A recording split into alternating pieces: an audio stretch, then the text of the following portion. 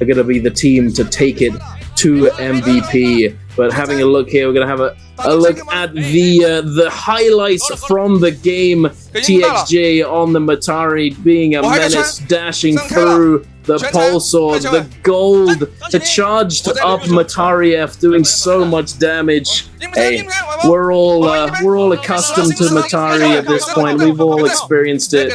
That is one way that a zipping goes down to focus slide, and just being focused down, focus slide, unlosable neutral, as it is said. This Jade, there's a reason why it was removed from solos back in the day.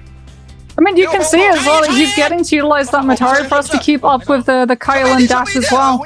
So the Kylan isn't able to isolate the target that he's looking for, because he was trying to lock the Zai down to stop the V2 from putting all of the pressure on his team.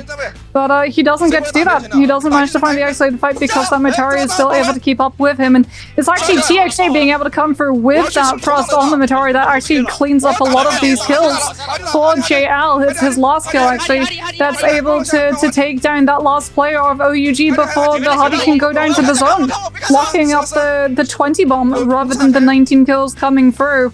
As we can see that Matari and Pulse Sword is still incredibly strong. Matari and Hang Sword with Aurora Burst is probably the strongest, but if you don't have that Soul Drape, then that charged RMB is absolutely devastating. As you can just see TXJ able to keep a track on every single one of these players, continuing to put pressure onto everyone who's trying to just stay above, up in the air, away from that Zai V2, and no surprises, it is cool. It was very, very fortunate for those of Viper teams, for the blind date compositions, as that is possibly the one end zone that you want as a Viper composition, being able to have all these trees to go up and down, kite around. You don't have, like, your comp is to sort of like pull the trigger and go crazy. Although Tessa does have multiple uses, Viper and Wu Chen, you know, that you just pull the trigger and you have to get some value, and if not, then it's kind of bad luck. Being able to put the Wu Chen port at the top of a tree, perhaps, drop down with that Viper ult, just get a huge stun, as we saw. I think that second Viper ultimate, that was the most purple beams coming out of a Viper ult that I've ever seen. I think I've seen one larger one. I saw one that was like 24. I got 24 people. The entire just final zone was just a blanket of purple. They weren't like strings attached to the Viper. It was literally just someone had gone into Paint 3D and just color blocked the entire screen purple. So we can have a look and see how exactly that final zone panned out. The fact as well that like FX didn't get all of the last kills. X1 were able to get a couple, TE was able to get a couple, I saw Leo being able to grab a few poison splash, indeed, as you pointed out, doing its job, being a very petty soldier, but a soldier as well. We have a banger of a second half of the day, because it's gonna be back-to-back-to-back Fireflies. So you think that you've seen aggressive Naraka? You haven't seen anything yet, as we're gonna get to have a look at some of these replays, especially from Yu's POV. Like, Yu is, in my opinion, one of, if not the best Takedas. He's always been up there in contention for that title, and you can see it in all of the time that he's played NBPL. He has just such a good understanding of the character, such a good understanding of when to use the Furon shoves, and Fighter have been able to really put him to devastating effect of being able to play either incredibly aggressively or just peel for his teammates. Skater can be that aggressive position player, but he can also be used as a more sustained unit, a more supportive role for your Tsunotsu to be able to take point. That being said, in all of these replays, it is just you going absolutely ham with those Furon shoves, setting up for his Tsunotsu to be able to follow up inside the realm of Yang, as we can get to see those Furon shoves now being put into motion to set up for those dual halberds to come on through and translate into the charged vertical follow-up, as well as setting in for the Dragon's Roar from Peak on that Kurumi, putting himself into the air, managing to use the pressure of the Furon shove into the charged vertical to keep everybody in the zone as long as possible, before unfortunately getting hit by a fair chunk of damage from the Kylan ultimate, There it is, X1 just cleaving on through. V2 into Dreadful Whale into V2 follow-up as you manages to find another Skater ultimate activation to knock everybody away from him, clearing the space for Bada to hit in with that Kurumi V2 on the circle, as well as the Tumult ultimate, managing to just catch everybody into the wind walls with that spear and shove, sending every single one of them into the form of CC.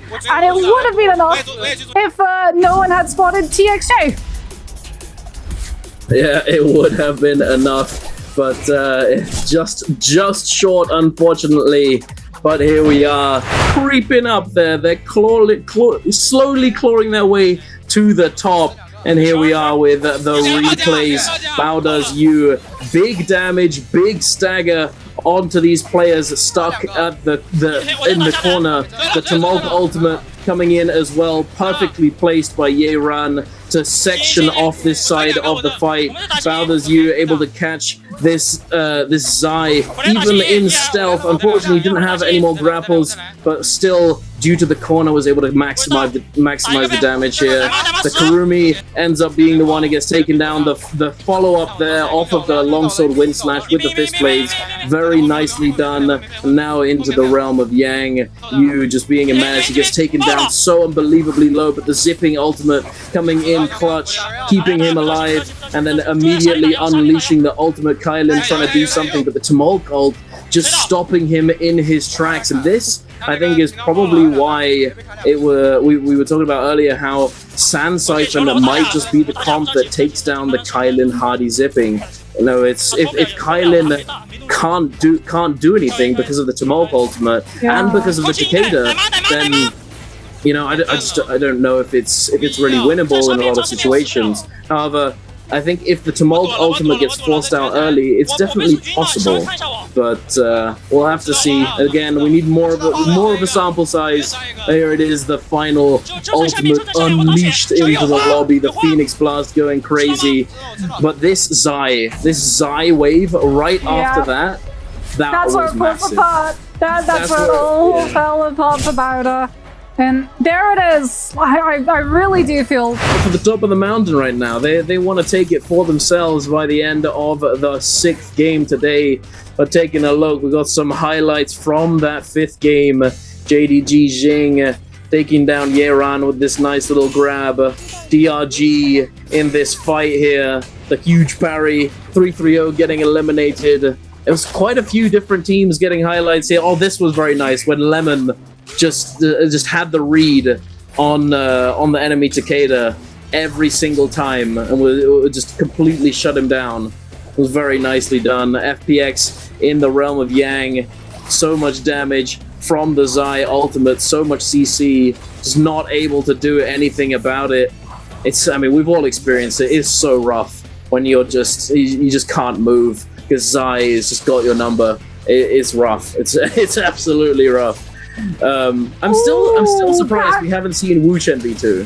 Yeah. Oh man, I'm sorry. I lost it a little bit over that monk grab. Like, yeah, the stomp and then the uppercut from the dagger into just soul break and then into Dreadful Whale. Yeah. That was nice. So clean inside the realm of Yang. I've missed Tianhai. I've missed the 12 Tianhai lobbies. Those were always a highlight of trios. But it's always good to be, unfortunately, for them. And the thing is, they showed that they can. And they were doing extremely well in quite a lot of fights. They were taking down the heavy-hitting teams. They won in disadvantageous situations. You know, but it is what it is. You know, sometimes you're just feeling yourself, and then you let it get to you, and then it just goes back to not being so good. It is what it is. Yeah, speaking about it is what it is, do we want to talk about what was the EWG composition? Because I feel like it has its footing. For sure, I think it has a reason to be played. And it has a reason to be played. I think where it's really going to be problematic is that you have to run into a team that just doesn't have the Kurumi level sustain. And that's going to be incredibly hard to do so when everyone is trying to play Kurumi. And I think that's one of the reasons why EWG only run it now, because it was so late in the day that Kurumi had become expensive and as a result less pickable as an option for some of these teams who were maybe burnt out of her hero points. but I still think it's going to take a little bit of teching for it to become fully viable, as we can have a look and see how exactly that end zone actually panned out. No surprises that it's going to be the Vi walking away with MVP. I mean, when you do 36,000